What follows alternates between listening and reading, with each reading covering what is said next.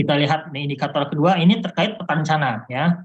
Nah, peta rencana ini kalau dulu biasanya kita menyebutnya sebagai rencana induk TIK gitu ya, rintik, ritik ya, atau master plan TIK. Tapi sekarang nomenklaturnya kita coba seragamkan dari arahan Kemenpan bahwa kita sebut sebagai rencana SPBE gitu ya.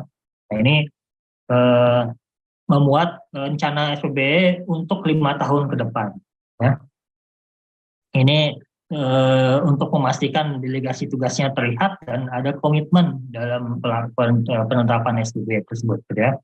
Jadi arah dan langkah penyiapan dan pelaksanaan SPBE yang diharapkan terintegrasi tentunya, ya.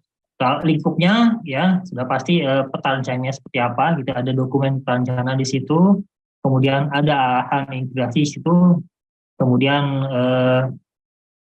ada muatan. Nah, muatannya kalau tadi muatannya arsitektur ada 6 domain, kalau muatan perencanaan ada 7. Ya, tata kelolanya, ada manajemennya, layanannya, infrastrukturnya, aplikasinya, keamanan SPBE-nya, dan audit data. Jadi ini template-nya ada di SE Menteri Menpan RB nomor 18 2022 ya.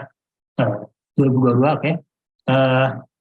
Template-nya ada di situ, bisa diikuti ke sana gitu ya.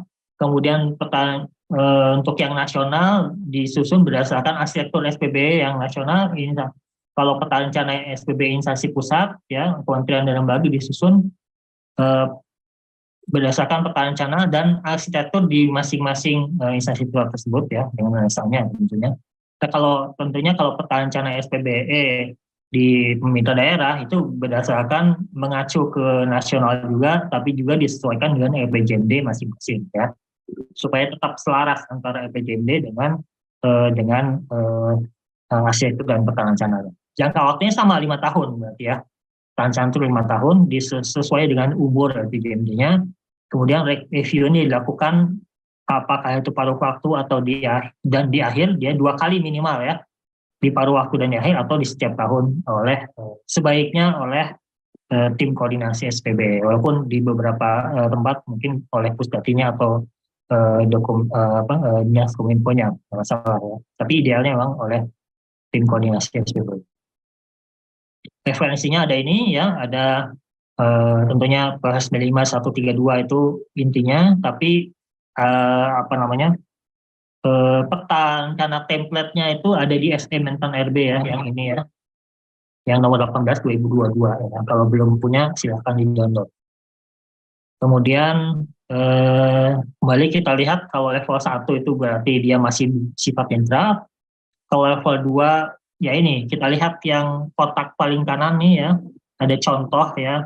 Jadi kalau semuanya ketujuhnya sudah disebutkan, maka dia masuk ke level 3. Kalau nggak sampai 7 ya, berarti dia masuk ke level 2. Dan seterusnya gitu ya. Ini mirip gitu ya dengan yang tadi.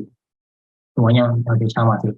Nah, kemudian dari level 4-nya kembali arahan untuk memastikan bahwa yang ke-7 ini dilakukan, yaitu ada pernyataan menjadi pedoman dan dalam penyiapan dan pelaksanaan SPB yang terintegrasi, menjadi dasar bagi penganggaran SPBE dan seterusnya gitu, yang mirip. Pokoknya dia menjadi pedoman atau menjadi dasar, dan yang kedua untuk penyiapan pelaksanaan SPBE yang berintegrasi gitu ya. Nah, itu baru kita dapat potensi 4 ya, masih potensi 4, karena untuk dapat nilai 4 full itu harus pakai ada reviewnya. Kembali ya, reviewnya seperti tadi ya, reviewnya catatan atas peta rencana tersebut, pencapaian dan tindak lanjutnya gitu ya. Jadi ada notulensi, catatan laporannya, apakah telah gitu ya. Memang paling ideal memang notulensi rapat dengan tim koordinasi SPB di masing-masing instansi gitu ya. Jadi, ini karena ini juga bagian dari kegiatan tim koordinasi kan. Kemudian dilakukan tindak lanjutnya. Nah, kalau tindak lanjutnya sudah dipenuhi, maka dia masuk ke level 5. Kembali ya, tindak lanjutnya adalah bisa berupa SK, bisa berupa SOP, SE, dan seterusnya, gitu ya. Tidak mesti kebijakan yang sama di-update, gitu ya. Tidak mesti jadi kebijakan baru, tapi bisa juga dokumen turunan dari kebijakan tersebut. Dokumen dari kebijakan lama ya. Kalau kebijakan yang lama sudah cukup baik, misalkan sudah 3, maka sudah 3, sudah 4, gitu ya, maka dengan kebijakan turunannya SK ataupun SOP dan seterusnya, maka dia akan masuk ke level 5.